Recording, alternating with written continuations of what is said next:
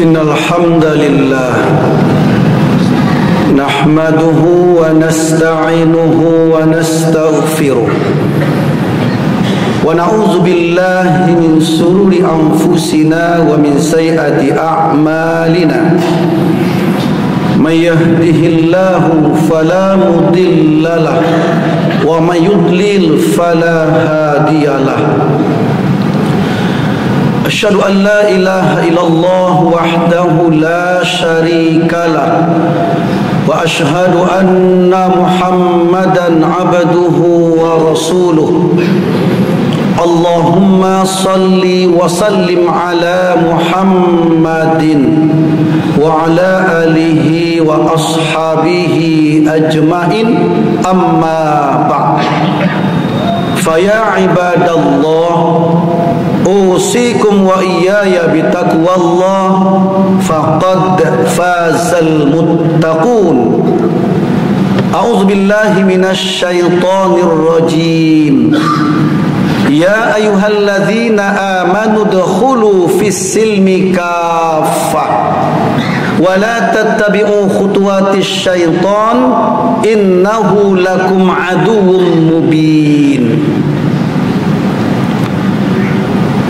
Kaum muslimin jamaah salat Jumat, semoga dirahmati Allah tabaraka wa taala. Pada kesempatan khutbah yang singkat ini, khutbah kita berjudul aplikasi rukun Islam dalam kehidupan. Khutbah ini berdasarkan kepada sebuah hadis yang sahih. Hadis riwayat Imam Muslim, hadis bernomor yang ke-9 dari Umar bin Khattab. Diceritakan suatu ketika Nabi Muhammad SAW sedang memberikan tausiah kepada para sahabat. Datanglah Jibril sebagai tamu yang tak diundang. Datang langsung duduk di tengah-tengah, menempelkan lututnya dengan lutut Nabi sambil bertanya, "Ya Muhammad, akhbirni anil Islam." Hai Muhammad, kabarkan kepadaku, jelaskan kepadaku apa itu Islam.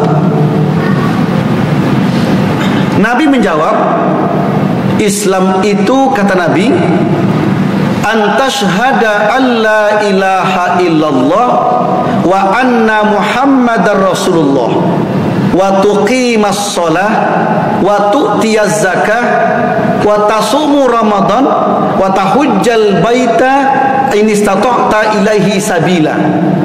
Hadis inilah menjadi sandaran para ulama yang mengatakan itulah rukun Islam yang 5 itu. Apa dia? Pertama, engkau bersyahadat, bersaksi tidak ada yang berhak engkau sembah secara benar kecuali hanya Allah saja. Engkau pun bersaksi menyatakan bahwa Muhammad itu adalah Rasulullah. Engkau dirikan salat, engkau tunaikan zakat, engkau berpuasa selama Ramadan, engkau berhaji ke Mekah jika mampu mengerjakannya. Kaum muslimin, saya ketika baca hadis tersentak. Kenapa tersentak?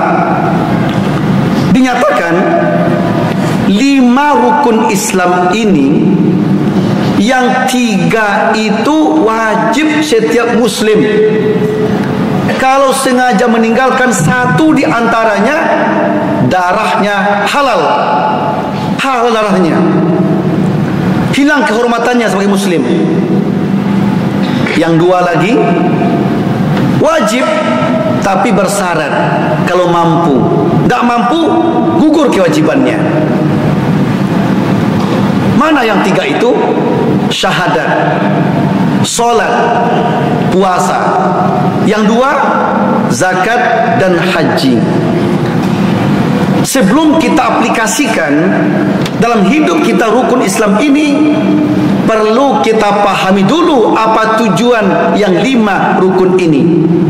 apa hakikat sebenarnya yang terkandung dalam 5 rukun Islam itu. Khatib membagi 2 kelompok.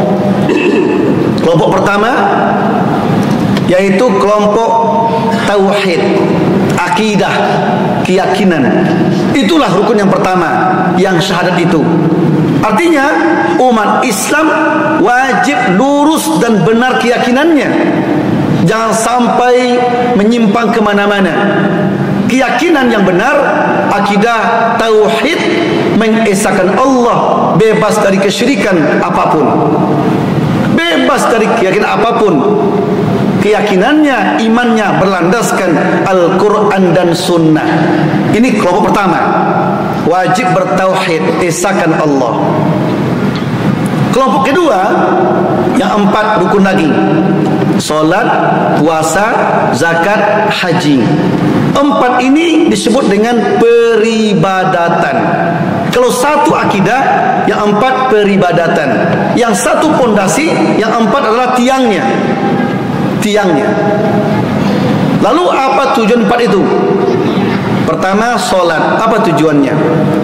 Allah nyatakan pada surat yang ke-29 Al-Ankabut 45, utlu ma uhiya ila kitab aqimis sholat inna sholata tanha anil fahsyai wal munkar.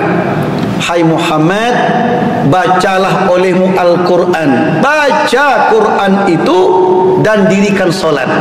Ketahuilah, solat itu fungsinya, ruhnya, tujuannya agar kamu terhindar dari segala yang keji-keji dan yang mungkar-mungkar. Segala keburukan, kejahatan, kezoliman jauh dari dirimu. Jadi kaum muslimin, kalau kita orang solat, rajin solat, sampai ada bekal solat di wajah kita, buktikan. Buktinya apa? Tampakkan orang solat akhlaknya mulia. Akhlaknya mulia. Jangan sampai berbuat zalim lagi, menipu lagi, berkata kotor, caci, maki, gunjing, fitnah. Hindarkan semuanya. Kenapa? Itu keji dan mungkar. Jangan sama orang solat dengan tidak solat. Yang tidak solat menghormati tetangga, yang solat lebih dari itu. Yang tidak solat pengasih penyayang, yang solat lebih dari itu. Jangan sebaliknya. Jangan sebaliknya. Solat tujuannya apa? Tampakkan akhlaknya mulia, yang keji, yang mungkar jauh dari kita. Kezaliman jauhkan. Kalaupun kita pedagang, penjual, jujur dalam berdagang, jangan menipu. Kalau kita pembeli pun begitu, sama. Dalam hidup ini tampakkan akhlak mulia. Itu bukti solat. Yang kedua, zakat. Apa fungsinya? Surat 9 At-Taubah 103. Khudz min amwalihim shadaqatan tutahhiruhum wa tuzakkihim biha. Ambillah olehmu hai Muhammad. Artinya apa? Auditlah harta umatmu itu. Hitung hartanya. Kalau hartanya lebih senisab, setahun dimiliki, ambil 2,5%. Untuk apa? Zakat. Di zaman Khalifah Abu Bakar, ada umat yang tidak berzakat, perangi dia, gugur Islamnya, batal Islamnya. Makanya ambil harta mereka yang mampu, yang kaya, zakat. Apa fungsinya? Shadaqatan tutahhiruhum wa tuzakkihim biha. Pertama fungsinya agar harta mereka bersih dari yang haram, yang dimakannya, yang diminumnya, yang dipakainya, yang digunakan untuk haji, untuk umrah, harta yang halal, yang miliknya, tidak punya orang lain.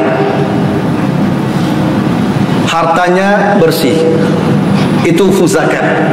Apalagi wa tuzakkihim biha, dirinya, jiwanya pun bersih dari segala sifat-sifat yang tercela. Apa itu? Kikir, syirik, toma, rakus, ujub, sombong, syirik dan lain-lain. Berarti zakat itu fungsinya utama adalah membersihkan harta, membersihkan jiwa dari segala yang mengotorinya. Dengan demikian orang berzakat harus berakhlakul karimah, sama seperti sholat tadi. Harta bersih, jiwa pun bersih. Ini yang kedua. Yang ketiga, puasa. Kita sering dengar khatib berceramah, berkhutbah. Pengurus masjid pun mengatakan surat 2 Al-Baqarah 183. Puasa wajib, apa fungsinya? La'allakum tattaqun, agar kamu dengan puasa itu menjadi hamba yang bertakwa. Takwa itu tertinggi, kaum muslimin tertinggi itu Islam, iman, ihsan, ikhlas, takwa.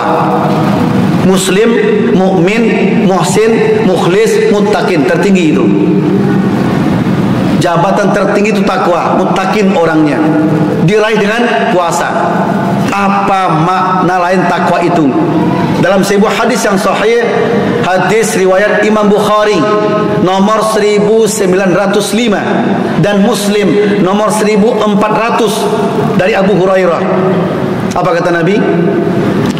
Ya ma'syarus syabab, man istata'a minkumul ba'ah falyatazawwaj, wa man lam yastati' falibis shaum fa innahu lahu wija.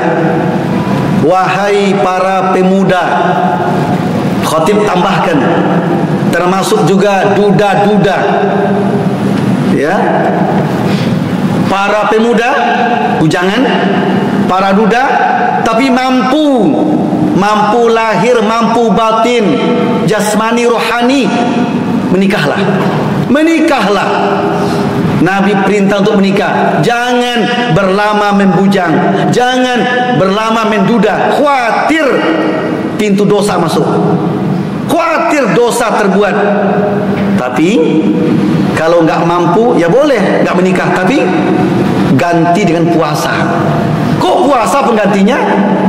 Fa innahu lahu wija. Puasa itu senjata ampuh untuk pengendalian diri, pengekang hawa nafsu. Kalau begitu, ruhnya puasa menghindarkan kita dari syahwat yang tak terkendali, menjadikan kita orang-orang yang terkontrol, yang baik-baik. Subhanallah wa masya Allah. Salat, zakat, puasa sama fungsinya, menjadikan kita orang yang baik. Keempat, haji. Kita menginginkan haji mabrur. Apa mabrur? Sepulang haji, sebelum berangkat lebih baik, akidahnya lebih baik, ibadahnya lebih baik, akhlaknya lebih baik, muamalahnya lebih baik, semua lebih baik. Berarti haji pun mengantarkan kita menjadi orang yang baik.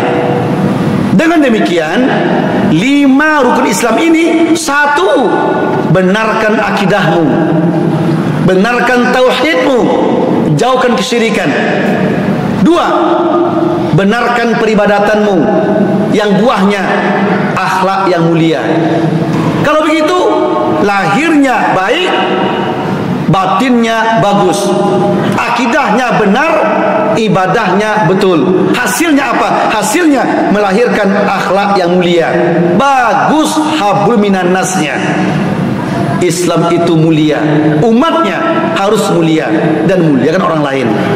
Kalaulah umat Islam Indonesia ini semuanya mengaplikasikan rukun Islam yang 5 dalam kehidupannya, insya Allah Indonesia menjadi orang yang baik-baik, melahirkan pemimpin yang baik-baik pula. Rakyatnya, negaranya menjadi baldatun thayyibatun wa rabbun ghafur. Mudah-mudahan jadilah kita muslim yang sempurna, yang bagus akidahnya, yang baik ibadahnya, yang bagus pula akhlaknya, dan tertuntun pula muamalahnya, sehingga pangkat kita, jabatan kita, harta kita, semuanya mengantarkan kita ke surganya Allah tabaraka wa ta'ala.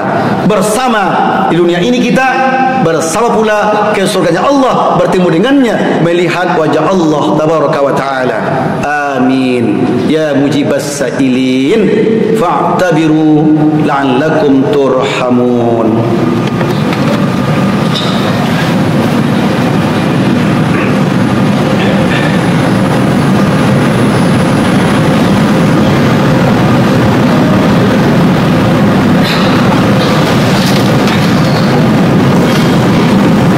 Alhamdulillah nahmaduhu wa nasta'inuhu wa nastaghfiruh wa na'udzu billahi min shururi anfusina wa min sayyiati a'malina may yahdihillahu fala mudilla lahu wa may yudlil fala hadiyalah.